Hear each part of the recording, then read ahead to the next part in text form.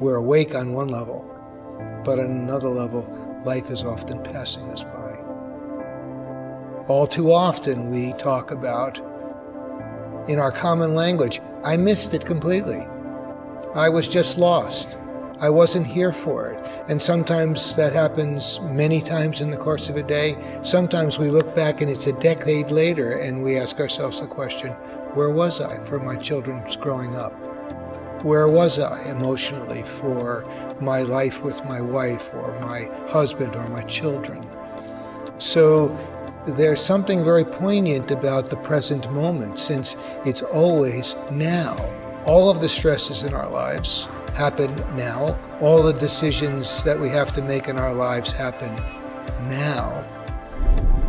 And yet often enough, we're living in the past, or we're living in the future, but the past is gone. The future hasn't arrived. But now is right here. This is when we hear the sound of the birds. This is when we feel the caress of our child's hand against our face. Mindfulness is a way of beginning to become more attentive to the present moment, to the actuality of being alive, and maybe even more importantly, participating in that act of being alive.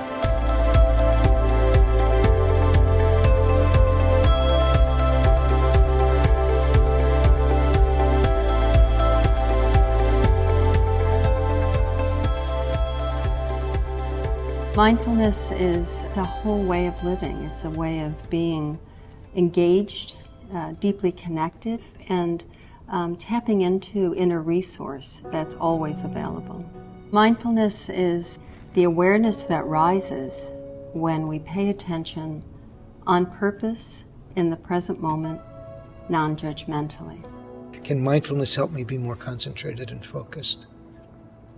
Can mindfulness help me have more of a sense of mental stability, in the sense of, can the mind be more stable, more present, more focused, more directed? When we first wake up in the morning, it might be worth taking a few moments to stop while you're lying there in bed. Take a few breaths. Feel the breath in the body. Open the eyes. Notice the sounds around you, or the light streaming into the room, or the quality of the darkness if it's still dark out. Just those few moments are a way of grounding ourselves on purpose in this present moment. We're all going to be stressed. There's no doubt about it. Stress isn't a bad thing in and of itself. I think there's a real difference between stress and feeling what people often say is, I'm stressed out. Mark Twain said, my life has been filled with terrible tragedies, most of which never happened. And what he was really pointing to in his own unique way, I'm catastrophizing all the time. I'm thinking about things way out in front of me that have never happened. I'm speculating about what will happen, but they haven't happened. There are many things that are stressful to many of us, but even inside that, there's going to be individual differences. Knowing your own self can help so much. It's like saying, when I'm in busy traffic, I tense up. So knowing that can help you not have to just fall into the same old reactive pattern. Then there's meeting it skillfully. You might even say tools to meet stress, to meet tension in the body, to meet thinking that feels overwhelmed. That's one of the cues for me. If I hear my internal voice say, I'm overwhelmed, that's a time for me to really stop, to ground, to take a breath, to just get more space, sometimes step outside, shift for a moment if I'm indoors, see the sky, open to nature, a few breaths, and actually what that's doing neurologically is a rebalance. This term balance that comes with meditation or mindfulness, this is a very basic biological definition of where we come into greater restorative state. And it may be many times, many small times during the day that we meet this and we recalibrate. If you've ever stood on one foot to balance, you find that there's tiny little movements, these little rebalancing out of balance, rebalancing out of balance. So it's not some fixed, static state. It's very, very alive. When it's informed by awareness, when it's informed with mindfulness, we can more skillfully meet those moments of being out of balance.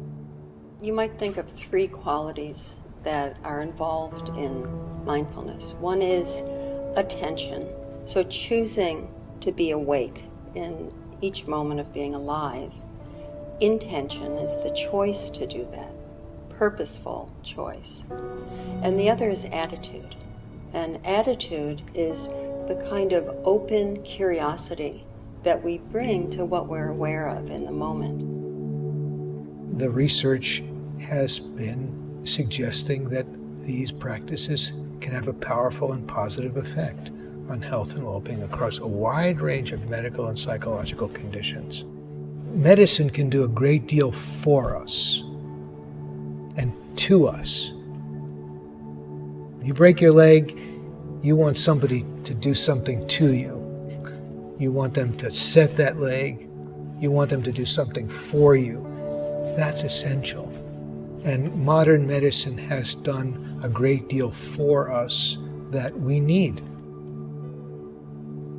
Equally so, there's a lot we can do for ourselves in the domains of health and well-being. Nobody knows your body better than you.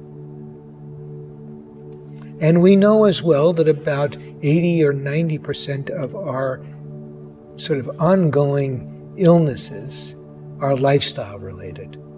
They're related to behavior. Only we can do something about that.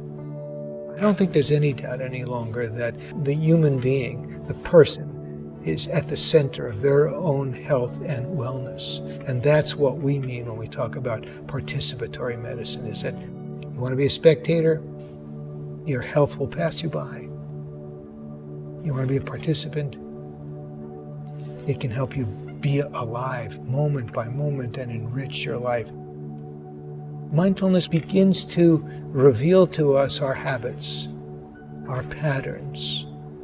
Mindfulness is a very good training ground for developing that kind of buoyancy, that kind of stability, that kind of capacity to catch ourselves when we're just moving off into our usual conditioned activities or habits or patterns and saying, wait a second, or we don't always catch ourselves. There's a redeeming quality to the recognition, I just did the same old thing again, because it means we now know it.